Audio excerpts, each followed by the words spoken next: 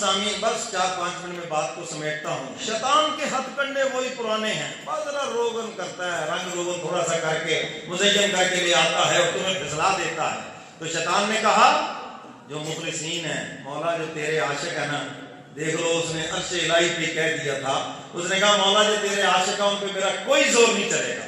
حدیث مبارکہ میں آتا ہے یہ بائیں کندھے کی طرف سے شیطان اندر اپنی چونچ ڈالتا ہے اور دل میں دیکھتا ہے اللہ کا عشق ہے, پیچھے ہٹ جائے, ایک دم اس کو کرنٹ لگے گا. اللہ کا خوف ہے, تقویٰ ہے, اس میں کرنٹ لگے گا, پیچھے ہٹ جائے گا. اور اگر یہ دو چیزیں نہیں ہیں نا تو فرمایا پھر وسوسے ڈالتا ہے, خدا کی ذات سے اعتماد اٹھاتا ہے, اللہ سے توکل اٹھاتا ہے, پھر اس کے سامنے چیزیں رکھتا ہے, مزین کرتا ہے, فرمایا پھر اس کو آہستہ آہستہ خدا سے دور کر دیتا ہے. اور اس کی کوشش یہی ہے کہ میں ایمان چھین لوں, اس سے ایمان چھین لوں. ایک صاحب اس نے ایک آدمی اس نے بیوی کو 3 طلاقیں دے دیں. اب 3 طلاقیں دینے کے بعد پھر ایمان صاحب جی ہم کوئی حال کٹ ہوتی ہے, اب کوئی راستہ, میں نے کہا بند گلی میں تو خود گئے ہو, ہم کیا راستہ نکالیں؟ جو 3 حق تمہیں خدا نے دیے تو وہ تم نے استعمال کر لیے. کہتے جی وہ فلانے کو گئے سی, وہ 3 نیک تو ہوتی ہے.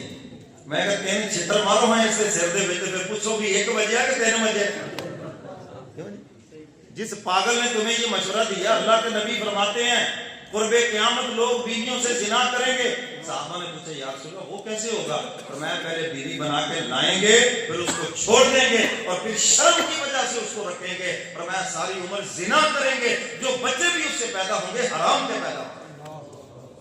اور آج یہ تماشا عام ہے, ہم ان کے پاس گئے, میں نے کہا مرزائیوں کے پاس چلے جاتے, توبہ نعوذ باللہ, جب جانا ہی تھا تو جہاں کوئی ایک بھی نہیں ہوتی, اور ملکنوں کے پاس ایک بھی نہیں ہوتی, پھر وہاں چلے جاتے.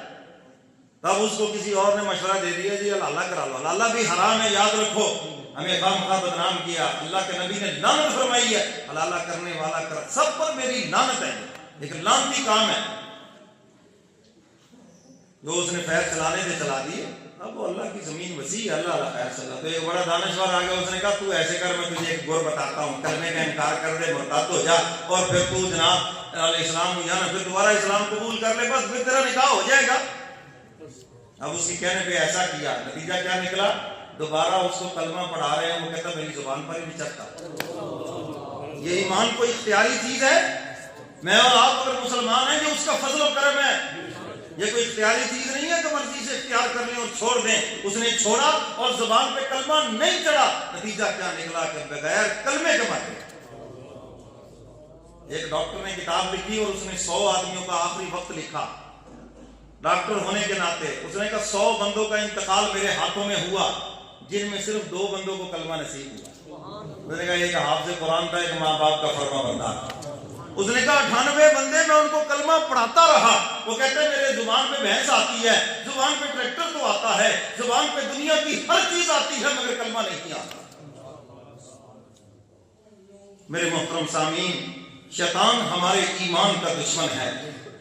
آپ کو پتہ ہی نہیں ہے وہ کس طرح ایمان اٹھ کے آپ سے لے جائے گا.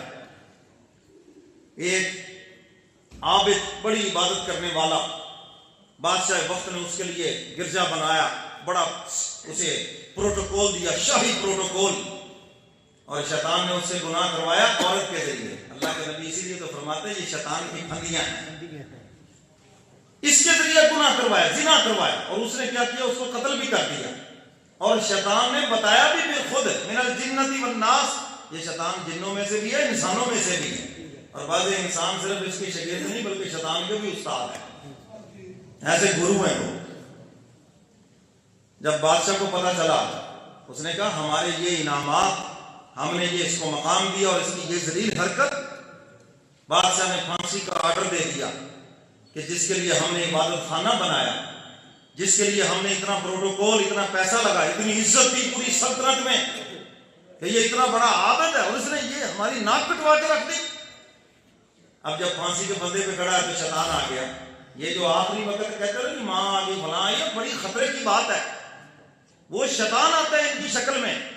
اب آگے پتہ کیا کہنے لگا, کہنے لگا اب بچنے کی ایک ہی شکل ہے, خدا پہ ایمان چھوڑ دے, میرے اوپر ایمان لے آئے. اس نے کہا تو جان بچانے کے تیرے پر ہی لے آتا ہوں. ادھر وہ شیطان پر ایمان لا, اور ادھر نیچے سے تختہ کھینچ دیا اور وہ کفر کی موت مر گئی. میرے محترم سامعین, اللہ کے نبی فرماتے ہیں قرب قیامت لوگوں کے جنازے پڑھو گے، مسلمانوں کے قبرستانوں میں دفن کرو گے، لیکن فرمایا قیامت کے دن مسلمانوں میں نہیں یہود و نصارہ کی صفوں میں کھڑے ہو۔ آج وہی صورتحال ہے۔ آج سوشل میڈیا سے نام نہاد جو مذہبی سکالر، کوئی مذہبی سکالر نہیں ہے، نہ سوشل میڈیا سے تمہاری بیماریوں کا علاج ہے، نہ سوشل میڈیا سے تمہیں قرآن و حدیث ملے گا۔ یہ سارے کے سارے لوگ مناع للخیر، قرآن و حدیث سے دور کرنے والے لوگ ہیں۔ یہ تمہارے ایمان کے ڈاکو ہیں۔ کتنے اس کے ذریعے بیماریوں میں مبتلا ہو کے مرے، ان کی ڈاکٹری اور ان حکیموں کے نسخے استعمال کیے، بیماریوں میں مبتلا ہو کے مر گئے۔ اور بھی وجوہات ہیں، لیکن ایک وجہ یہ بھی ہے، نوجوان کے جی گردے فیل ہو گئے، نوجوان کو ہارٹ، یہ تو پہلے ہوا ہی نہیں کرتا تھا۔ جہاں اور وجوہات ہیں وہاں یہ بھی ایک وجہ ہے، یاد رکھنا، ساری وجہ یہ نہیں، یہ بھی ایک وجہ ہے اس کے اندر۔ تو اس لیے ان ڈاکٹروں سے، ان حکیموں سے بھی بچیں، اور اسی طرح کے یہ جو نیم ملا ہے ان سے بھی بچیں۔ سمجھے ہو بات کریں؟ ڈاکٹریٹ کر کے بیٹھا، کوئی کچھ کر کے بیٹھا ہے، کوئی کہتا ہے تراویح ہے ہی نہیں، کوئی کہتا ہے جی آٹھ ہے، تو کچھ بچیں ان لوگوں سے۔ حضرات صحابہ کرام نے 20 تراویح کی امامت کرائی۔ سیدنا فاروق اعظم کا دور خلافت ہے، بھائی ابن کعب قاری قرآن ہے، اور 10,000 سے زیادہ صحابہ پیچھے کھڑے ہیں، تو وہاں پر 20 تراویح پڑھائی گئی، امامت کرائی گئی، اور 10,000 صحابہ نے پیچھے کھڑے ہو کے تراویح پڑھی۔ سمجھ آ گئی یہ بات کریں؟ تو وہ حضرات صحابہ کرام جو